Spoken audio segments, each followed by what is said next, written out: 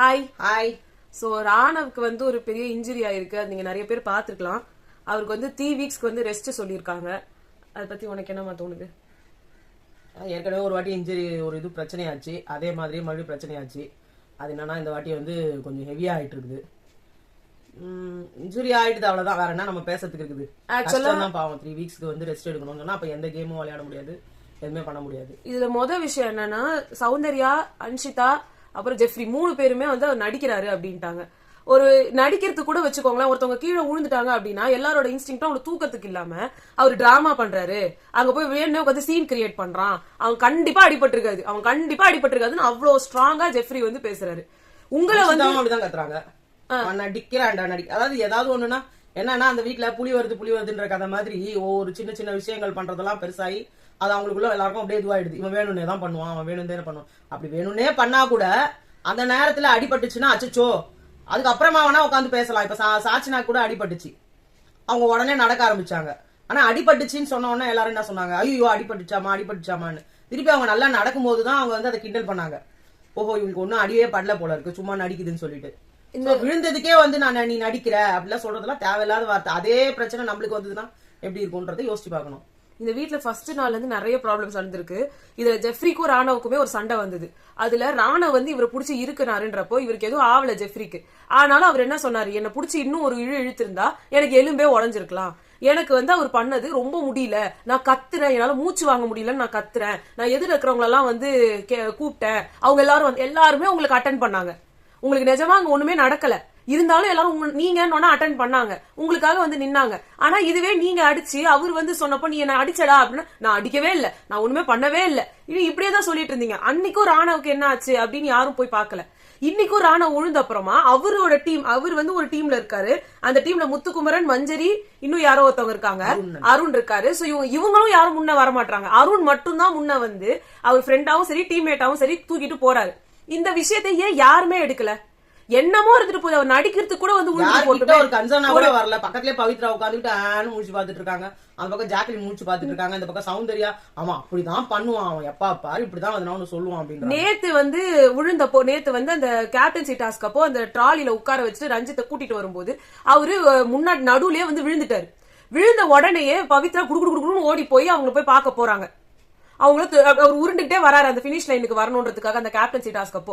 அப்ப அவர் விழுந்திருக்காரு, அப்ப அவருக்கு வலிக்கும் அப்படின்ற ஒரு மென்டாலிட்டியில போன அதே பவித்ரா தான் அங்க பக்கத்திலே ஒருத்தர் விழுந்தா கத்துறாரு வழியில. நீங்க எதுவுமே கண்டுக்காம அங்க இன்னொருத்தன் வந்து நடிக்கிறான்னு சொல்றான். அன்ஷிதா வந்து நடிப்பு எல்லாம் நடிப்பு அப்படின்றாங்க, அது யாருமே கண்டுக்கவே இல்லை. வெறும் அருண் கூட விஷால் நினைக்கிறேன், இவங்க 2 பேர் தான், அவங்க 2 பேர் ஃப்ரெண்டா இருந்து தூக்குறாங்கன்னு கூட வச்சுக்கோங்களேன். அன்னைக்கு ஜெஃப்ரிக்கு வந்து தோப்பு காரணம் போடும்போது அவர் வலிக்குதோ இல்லையோ அவரு கூட நடிச்சிருக்கலாம், அப்புறமா வலிக்குதுன்னு. அப்போ ஜாக்லின் வந்து அதை வந்து ஸ்டாப் பண்ணி அவனுக்கு வலிக்கும், இவ்வளவு குடுக்குற ஒரு மனசாட்சி இருக்கான்னு கேட்டாங்க. இதே அன்ஷிதா உனக்கு மனசாட்சி இருக்கான்னு கேட்டிருக்காங்க. அப்ப இவர் கீழே விழுந்தப்போ ஏதோ ஒரு பெரிய அடி இல்லைனாலும் 7வது ஒரு அடி படதானே செய்யும். அவ்வளோ ஒரு பெரிய ஒரு உருவத்துல இருக்கிற ஒருத்தர் டொமால்னு கீழே உழறாங்க, அவர் மேல இன்னொருத்தர் உழறாரு, கண்டிப்பா ஏதாவது ஒரு அடி படதானே செய்யும். அதுக்கு கூட யாரும் ரியாக்ட் பண்றாங்க. ஜெஃப்ரிய புடிச்சு இழுத்தப்பையும் ரயானா புடிச்சு இழுத்தப்பையும் சௌந்தர்யாவும் ஜாக்லினும் அப்படியே துள்ளி குதிச்சுட்டு வந்து எப்படிடா நீ அடிக்கலாம், எப்படிடா பண்ணலாம் அப்படிலாம் கேட்டீங்க. இன்னைக்கு ஒருத்தர் விழுந்திருக்காருன்னு அட்லீஸ்ட் ஒரு கர்டசிக்காவது கிட்ட வந்து பாத்தீங்களான்னு தெரியல. அது என்னது ஆனா சௌந்தர்யா வந்து அங்க டைரக்டாக நடிக்கிறான்னு சொல்லிட்டாங்க. இன்னொன்னு ஃபர்ஸ்ட் வீக்ல வந்து ஒரு பிராங்க் நடந்துச்சு, அது ரவீந்தரும் ரஞ்சித் சாரும் வந்து சேர்ந்து பண்ண பிராங்க். அந்த பிராங்க்ல வந்து ரஞ்சித் சார் வந்து எனக்கு ஐயோ எனக்கு மூச்சு வாங்குது, எனக்கு தண்ணி வேணும் அப்படின்னா அப்படியே எல்லாம் துடிச்சு போய் எல்லாத்தையும் பண்ணீங்க. இத்தனைக்கும் அது அவ்வளோ அன்நேச்சுரலா இருந்தது அந்த ஆக்டிங். ஆனாலும் நீங்க ஐயோ அவருக்கு ஏதாவது ஆயிட போகுதுன்ற ஒரு பயத்துல தூக்கிட்டு போய் தண்ணி எல்லாத்தையும் கொடுத்து அவரை உட்கார வச்சு ஆசுவாசப்படுத்தி எல்லாம் பண்ணீங்கல்ல. இன்னைக்கு நிஜமா ஒரு பையன் கீழே விழுந்திருக்கான்னு கூட அவங்களுக்கு வரல. அதுவும் சௌந்தர்யால நடிக்கிறான், அவன் சாதாரணமாவே பயங்கரமா நடிப்பான், அவன் ஹைப்பரா தான் இருப்பான். ரஞ்சித்தும் அவரு என் ஃப்ரெண்டோட பையன் இப்பதான் இப்ப அவங்க அப்பாவுக்கு வாழ்த்து சொன்னாரு அவரு ராணவ். அப்ப என் ஃப்ரெண்டோட பையன், பயப்படாதீங்க நாங்களாம் இருக்கோம், நாங்களாம் பாத்துக்கிறோம் அப்படின்னாரு. அவரு கூட கிட்ட வந்த மாதிரி. அதாவது ராணவோட அப்பா ரஞ்சித்தோட ஃப்ரெண்டா. சோ அதுதான் வந்து சொன்னாரு, என்னோட ஃப்ரெண்டு சந்துருவோட மகன் நீங்க, அது எனக்கு தெரியாது, இங்க வந்துதான் எனக்கு தெரியும் அப்படின்னு சொல்லிலாம் இப்ப வந்து அவர் 2 பேருமே வாழ்த்து சொன்னாங்க. அவங்க அப்பாவுக்கு அவர் வாழ்த்து சொல்லும் போது இவரு ரஞ்சித் சாரும் சேர்ந்து சொன்னாரு. ஆனா அங்க ஒரு அந்த கர்டசிக்கு கூட அவர் ஒண்ணு கிட்ட வந்த மாதிரி எனக்கு தெரியல. இதெல்லாம் வந்து லைவ்ல பார்த்தா மேபி அவங்க யாரெல்லாம் வந்தாங்கன்னு தெரியும். ஆனா இங்க ப்ரோமோல காமிச்ச வரைக்கும் அருண் தான் தூக்கிட்டு போறாரு. அதே மாதிரி அவரு யார் அவரு இப்ப கேப்டன் ஆன விஷால் பின்னாடி ஓடுறாரு. இன்னொன்னு வந்து அவர் போயிட்டு அவருக்கு வந்து இன்ஜுரி வந்து மசில் டேர்னு சொல்றாங்க 3 வீக்ஸ்க்கு வந்து அவரால் எதுவுமே பண்ண முடியாது. அப்படி இருக்கிற ஒரு பர்சனை எதுக்கு இன்னும் வீட்டுல வச்சிருக்காங்கன்றது எனக்கு புரியல. அந்த அவர் விழுந்த உடனேயே வந்து அந்த கேமை ஸ்டாப் பண்ணி ஹால்ட்ல வச்சுட்டாங்கன்னு சொல்லியிருக்காங்க. இன்னும் எந்த கேம்லயும் அவரால் பார்ட்டிசிபேட் பண்ண முடியாது. இன்னும் 3 வாரத்துக்கு அவரால் எதுவுமே பண்ண முடியாது அந்த கையை வச்சு. அப்ப அவர் அந்த வீட்டுல இருக்கிறதுக்கு என்ன ரீசன் இருக்கு? அவர் இருந்தாருன்னா அவருக்கு இன்னும் கஷ்டமா தான் இருக்கும். எல்லாரும் அவருக்கு வேலையும் செய்ய முடியாது, அவரால் டாஸ்க்கும் பண்ண முடியாது, சும்மாவே வீட்டுல வச்சிருக்க மாதிரி இருக்கும். இதுக்கு அவர் வந்து மெடிக்கல் இதுக்காக வந்து அவர் வெளியிலேயே அனுப்பலாம் எனக்கு தெரிஞ்சு. இன்னொன்னு ஜெஃப்ரிக்கு ரெட் கார்டு கொடுக்கணும். அது ஜெஃப்ரி பண்ணியிருந்தா அதுவும் நம்ம பார்த்தாதான் தெரியும் யாரு போய் விழுந்தா யாரால. ஏன்னா ஒரு பர்சனுக்கு தானா கை உடஞ்சிராது, இல்ல மசில் டேர் ஆயிடாது. இவருதான் ஆனா மேல உட்கார்ந்துட்டு இருக்கிற மாதிரி எல்லாம் தெரியுது போட்டோ. ஆமா, ஆனா நேர்ல பார்த்தாதான் தெரியும். அதனால அவரா விழுந்து அவருக்கா அடிபட்டா அவரு வந்து இப்படி விழுந்தான், இந்த கை எப்படி அடிபடும், அவன் நடிக்கிறான் அப்படின்னு அவர் சொன்னார். எதுவா இருந்தாலும் நீங்களா எங்க முடிவு பண்றீங்க? அன்னைக்கு நீங்க பண்ணது கூட தான் உங்களை நடிக்கிறாங்க எல்லாரும் சொன்னா உங்களால ஒத்துக்க முடியுமா? உடனே அழுது சாதிக்கிறீங்க. என் கால் வலி எப்படி இருந்து தெரியுமான்ட்டு நீங்க அடுத்த நிமிஷமே அன்ஷிதாவை தூக்கி சுத்துனீங்க. அன்ஷிதா வந்து இதெல்லாம் சொல்லிட்டு எனக்கு சீரியஸா தெரியாதுன்னு உட்கார்ந்து அழுது கண்ணீர் வடிக்கிறீங்க. சும்மா என்ன வேணா பேசி நீங்க அழுதீங்கன்னா எல்லாரும் ஒத்துக்கணும். அதுக்கு ராணுவ கூட ரியாக்ட் பண்ண மாட்டாரு. எனக்கு என்னன்னே தெரியல. சௌந்தர்யா சொல்லும் போது சௌந்தர்யாவுக்கு கத்துறீங்க. அன்ஷிதா உங்களை சௌந்தர்யாவோட பெருசா அங்கேயே அப்பவே கத்திக்கிட்டே இருந்தாங்க, அவன் நடிக்கிறான்னு. அவங்க இது மட்டும் இல்ல, ராணுவ மேல இன்னும் பெரிய பெரிய பிளேம் எல்லாம் எடுத்து வச்சாங்க. அந்த திருட்டு பிரியாணி சாப்பிடும்போது சொன்னாங்க, ஃபர்ஸ்ட் உள்ள வந்துட்டு நீங்க டிவில பாக்குற மாதிரி இல்ல, நேர்ல ரொம்ப அழகா இருக்கீங்க அப்படின்னு என்கிட்ட தான் வந்து பிட்டு போட்டான். எனக்கு அவனை பிடிக்கவே இல்ல. சோ இவங்க எல்லாரும் வந்து ராணவ கேரக்டர் அசாசினேட் பண்ணிருக்காங்க. சோ ராணவ் இவங்க கிட்டயே போய் சேர்றது என்னன்னே தெரியல. எப்படி வந்து தான் பேசியிருந்தாங்க, அருண் விஷால் கிட்ட தான் அவங்க சொல்லியிருந்தாங்க. அன்னைக்கு அவர் எதுவுமே அவங்க எல்லாம் ரியாக்டே பண்ணல. இன்னைக்கு அவங்க தான் என் ஃப்ரெண்டு அப்படின்னு சொல்லி இவங்களே போட்டுக்கிறாங்க. சரி, அது என்ன நடக்க போகுது. இன்னொன்னு வந்து அர்ச்சனா அருணுக்காக சப்போர்ட் பண்ணி ஒரு வீடியோ போட்டிருக்காங்க. எனக்கு சீரியஸா என்ன புரியலன்னா, உங்களுக்கு ஒருத்தர் சப்போர்ட் பண்றீங்க அப்படின்னா, இப்போ ஒரு விஷயம் இங்க இவ்வளவு பெருசா நடந்திருக்கு, இத்தனை பேருக்கு தப்பா பட்டிருக்கு, எல்லாம் ஓகே. நீங்க வந்து நான் உனக்கு சப்போர்ட்டும் பண்ணல, இட் இஸ் ஓன் கேம்னு சொல்றீங்க, அடுத்து தூக்கி வந்து நீங்களும் சப்போர்ட் பண்றீங்க. சொன்னாங்கல்ல அப்பயும் நீங்க வந்து உள்ள உட்காந்துக்கிட்டு வெளியில உட்காந்துக்கிட்டு அவருக்கு வந்து நான் வந்து ஹோஸ்ட் இது பண்றேன் அப்படின்னு அவரு அதுக்கெல்லாம் நீங்க எதுக்கு ரியாக்ட் பண்றீங்க? நம்ம வெளியில இருக்கவங்க எதுக்கு ரியாக்ட் பண்ணணும்?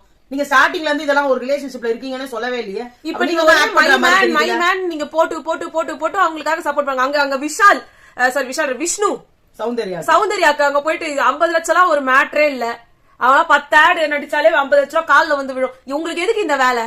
உங்க சீசன் முடிஞ்சிருச்சு, அவங்க வேலையை பார்த்துட்டு போங்க. உங்க கேம் எப்படின்னா இவங்களோட ஃபேம வச்சு அடுத்து வரவங்களுக்கு இவங்க ஃபேமையும் சேர்த்து கொடுத்து அவங்கள மேல கொண்டு வரணும் அப்படின்னு நினைக்கிறது அவங்க கேவலமான கேம் பிளே. நீங்க நல்லவரா இருந்தா இன்னொருத்தவங்க நல்லவங்களா இருக்கணும். நீங்க உங்களை ஏத்துக்கிட்டா உங்களை நாங்க சப்போர்ட் பண்ணோம். அதுக்காக நீங்க ஒருத்தர் சொல்றீங்கன்னா அவங்களையும் போய் சப்போர்ட் பண்ணணும்னு அவசியம் கிடையாது. ரெண்டாவது, அவர் சொல்றது எல்லாத்தையும் நியாயப்படுத்துறதுக்கு நீங்க கிடையாது. அவருக்கு அவர் பேச தெரியணும். எதை எடுத்தாலுமே யாராவது ஒருத்தர் தேர்ட் பர்சன் வந்து பேசணும் இருந்தா அவ்வளவு பெரிய அநியாயம் எங்கேயுமே நடக்கல. நீங்க வந்து பிரதீப்காக பேசுனீங்க, பிகாஸ் பிரதீப் அங்க பேசவே விடல. அந்த டைம்ல நீங்க அவங்களுக்கு வாய்ஸ் அவுட் பண்ணீங்கன்றதுக்காக தான் உங்களுக்கு சப்போர்ட் இல்ல.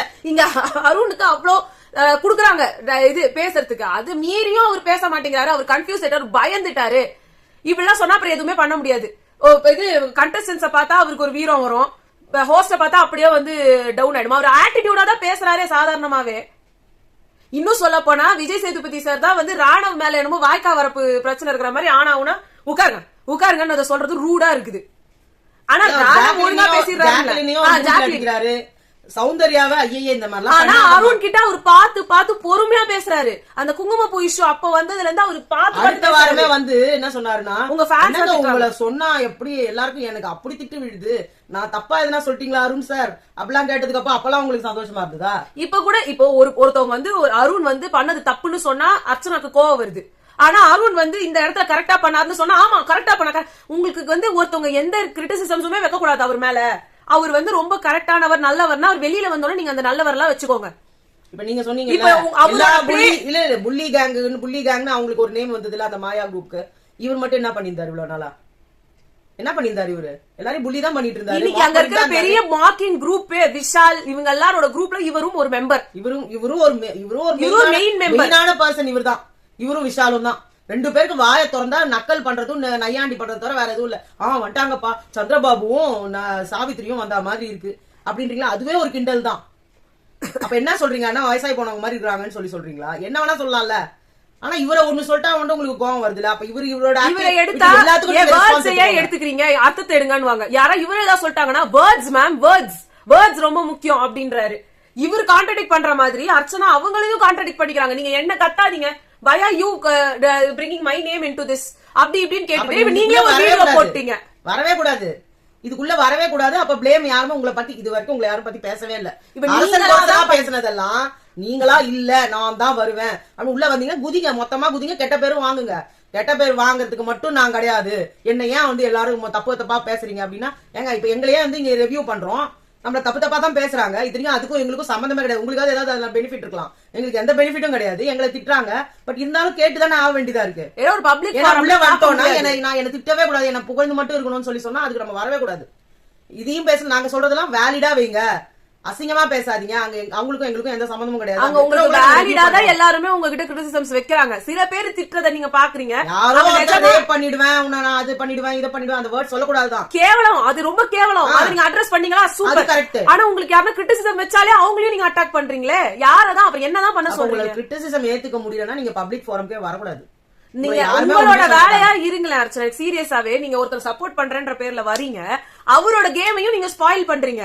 ஒரு விதத்துல ஒருத்தவங்க கிட்ட தப்பு பார்த்தாலும் அடுத்தது அவங்க கிட்ட நல்லதை பார்க்கும்போது நீங்க யாரா சப்போர்ட்டுக்கு வந்தாலே அவங்க கிட்ட இருக்கிற நல்லதும் மறைஞ்சு போயிடுது. இவன் இப்படிதான் கேட்டு கேட்டவன், இவனுக்கு சப்போர்ட் பண்ண வந்துட்டாங்க, அப்போ அப்படியா, அப்ப இனிமே அவன் அப்படிதான் அப்படின்னு ஒரு ஜட்மெண்ட் வருவாங்க. திருப்பி மாறலாம்ல அவர் மேல. இப்ப இன்னைக்கு வந்து ராணுவ இன்னைக்கு கூட்டு போறாரு, எல்லாரும் என்ன சொல்றாங்க, யாருமே பண்ணலப்பா அந்த வீட்டுல, அவனை மட்டும் எல்லாம் பேம் பண்றாங்க. ஆனா லாஸ்டா யாருக்கு வந்தாலும் அவன் தான் கொண்டு போய் தூக்கிட்டு போய் விடுறான். ஏற்கனவே சாச்சனாக்கே அவர் பண்ணாரு. அதே மாதிரி எல்லாருமே அவருக்கு ஒரு நேம் வரும்ல, அந்த நேம் அவர் கெட்ட பேர் வந்தாலும் அது நல்ல பேர் வந்தாலும் அது அவரு பாத்துக்கிட்டோம்.